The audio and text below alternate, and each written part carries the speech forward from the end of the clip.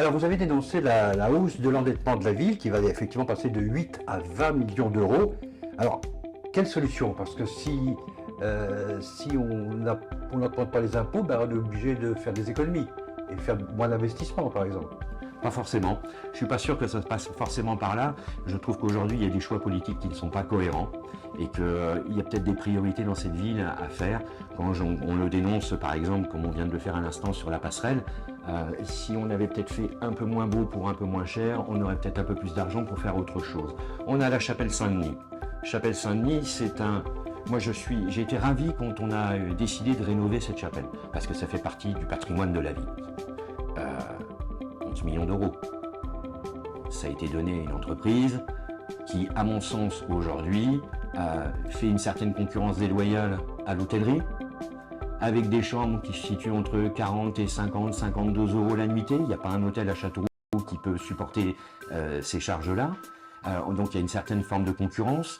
Je me pose la question aussi, et ça, je serais curieux de connaître le rapport d'activité pour savoir réellement, au regard des 11 millions qui ont été investis, qu'est-ce que ça rapporte aujourd'hui.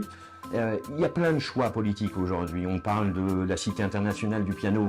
Quand je vois les chiffres qui sont annoncés entre 45 et 50 millions d'euros, est-ce que nous avons réellement besoin de cet outil-là à ce prix-là?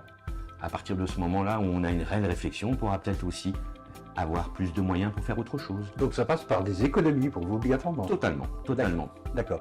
Autrement, pour développer cette économie, ça passe par quel levier pour vous? Vous avez évoqué d'ailleurs la création d'une foncière.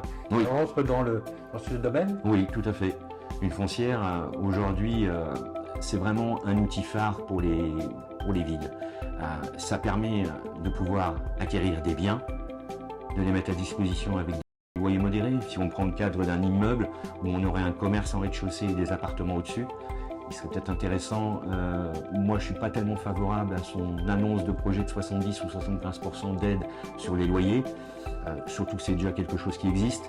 Moi je préférerais qu'on ait un loyer modéré et qu'on garde le commerçant pendant 10 ans, plutôt que de se retrouver avec l'épée de Damoclès au bout d'un an au-dessus de la tête et d'avoir des appartements au-dessus de ce commerce.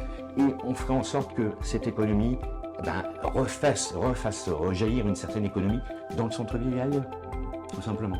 Plutôt des commerces que des grandes structures comme le data center qui est en cours?